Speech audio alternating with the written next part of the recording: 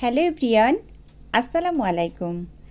আশা করি যে যেখানে বসে ভিডিওটি দেখছেন সবাই ভালো আছেন, সুস্থ আছেন। নতুন আরও একটি রেসিপি নিয়ে হাজির হয়ে গেলাম। আজ আমি আপনাদের সাথে শেয়ার করছি আমরার কোরমা রেসিপি। আর আমরার এই সিজনে অবশ্যই একবার এই রেসিপিটি ট্রাই করবেন। এতটাই মজার, ছোটরা তো পছন্দ করেই আর বড়রাও কিন্তু অনেক পছন্দ করবে। আশা করছি পুরো ভিডিও জুড়ে সাথেই থাকবেন। চলুন মূল রেসিপিতে যাওয়া যাক।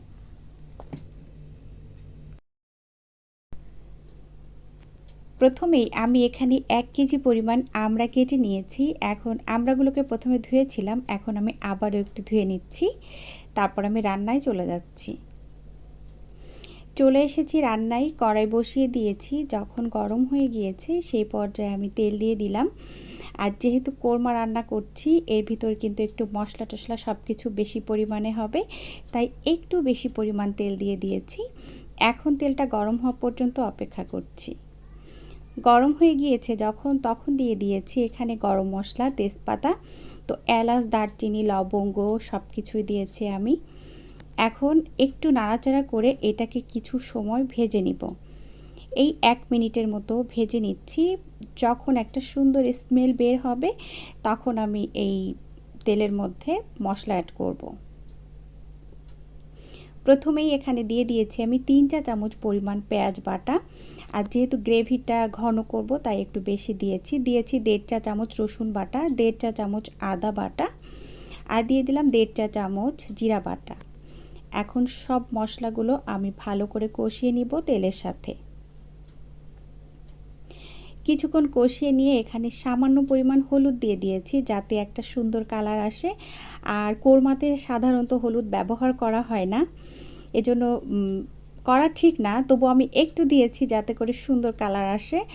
এখন হচ্ছে আমি নারকেলের দুধ দিয়ে দিচ্ছি। নারকেলের দুধ দিয়ে আমি এই রান্নাটা করব আজকে পুরোটা। আর মশলাটা কষানোর জন্য এখন আমি একটু নারকেলের দুধ ব্যবহার করলাম। আর যেহেতু ডিপ ফ্রিজে নারকেলের দুধ সংরক্ষণ করা হয় এজন্য কিন্তু দুধটা একটু কেমন দেখা যায়। যাই হোক, মশলাটা ভালো করে কষিয়ে নিচ্ছি। তো মশলাটা যখন কষানো হয়ে গিয়েছে, দেখতে পাচ্ছেন সুন্দরভাবে কষানো হয়েছে, তেল উঠে এসেছে। এই পর্যায়ে আমি এখন দিয়ে দিয়েছি আমড়াগুলো। আর আমি এখানে 1 কেজি পরিমাণ আমড়ার জন্য যতটুকু মশলার দরকার ততটুকু ব্যবহার করেছি। আপনারা যদি গ্রেভিটা কম চান তাহলে মশলাটা একটু কম দিবেন, আর যদি গ্রেভি বেশি খেতে চান এই পরিমাণ মশলা দিবেন, আবার একটু মশলা বেশিও দিতে পারেন। এখন আমি ভালো করে কষিয়ে নিব। আর এই পর্যায়ে দিয়ে দিয়েছি লবণ। আর লবণটা একটু বুঝে দিতে হবে, কারণ কোরমার মধ্যে যদি লবণ বেশি হয়ে যায় তাহলে কিন্তু খেতে একদমই ভালো লাগে না। তাই লবণটা প্রথমে একটু কম দিবেন, যদি প্রয়োজন হয় পরে আবার একটু দেওয়া যাবে। এখন আমি ভালো করে কষিয়ে নিচ্ছি। আর এই পর্যায়ে আমি কষানোর জন্য কোনো পানি ব্যবহার করব না, চুলার আঁচটা একেবারে কমিয়ে রেখে ঢেকে দিব। তারপর এটাকে আমি কষিয়ে নিব। তো এইভাবে ঢেকে দেওয়ার পরে কিন্তু আমড়া থেকেও কিছুটা পানি বের হবে, সেই পানিতে কিন্তু আমড়াটা একটু সিদ্ধ হবে। তো আমি ঢেকে দিয়েছিলাম, দেখতে পাচ্ছেন এটা বেশ কিছুটা সফট হয়ে গেছে এবং এটা কিন্তু সুন্দর একটা কালারও চলে এসেছে, আবার কিন্তু কষানো হয়েছে, তেলও বের হয়ে এসেছে। তো একটু চেক করলাম, তো কিছুটা সিদ্ধ হয়েছে। এখন আমি ভালো করে আরেকটু কষিয়ে নিচ্ছি। এই পর্যায়ে চুলার আঁচটা আমি আরও একটু বাড়িয়ে দিলাম যাতে করে একটু ধোয়া ওঠা জাল উঠে আর কি, সেজন্য। তো জালটা যখন বাড়িয়ে দিয়েছি, কষানো হয়ে গিয়েছে, তখন আমি এর সাথে নারকেলের দুধ দিয়ে দিচ্ছি। আর এই রান্নাটা আপনারা পুরোটাই নারকেলের দুধ দিয়ে করবেন। যদি আপনার কাছে নারকেলের দুধ না থাকে তাহলে আপনি গরুর দুধ ব্যবহার করতে পারেন, সেটা কিন্তু কোনো সমস্যা হবে না। এই পর্যায়ে আমি চুলার আঁচটা একটু বাড়িয়ে দিব প্রথমে, তারপর যখন জাল উঠে যাবে সেই পর্যায়ে আমি ঢাকনাটা দিয়ে চুলার আঁচটা কমিয়ে দিব। কিছুক্ষণ পর ঢাকনাটা তুলে নিয়েছি আর পানি বেশ খানিকটা কমে গিয়েছে। এখন দিয়ে দিয়েছি একটু কাঁচামরিচ ফ্লেভারের জন্য। আর এখন অ্যাড করছি চিনি। আর এখানে টোটাল আমি 4 টেবিল চামচ চিনি ব্যবহার করেছি, আপনাদেরকে আমি দেখিয়েছি 3 টেবিল চামচ।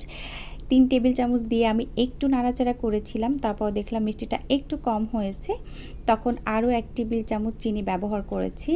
আর এই আমড়ার কোরমা মিষ্টি হলেই কিন্তু বেশি ভালো লাগে খেতে, তো অবশ্যই মিষ্টি কোরমা তৈরি করবেন, তাহলেই বেশি টেস্ট পাবেন। একটু নাড়াচাড়া করে মিশিয়ে দিয়েছি। লাস্ট পর্যায়ে যখন চলে এসেছি, ঝোলটা কমে গিয়েছে, তখন একটা মশলা অ্যাড করছি। নিয়ে নিয়েছি 1/2 চা চামচ ধনিয়া গুঁড়া, 1/2 চা চামচ গরম মশলা গুঁড়া, আর নিয়েছি একটু জিরার গুঁড়া, ভাজা জিরার গুঁড়া।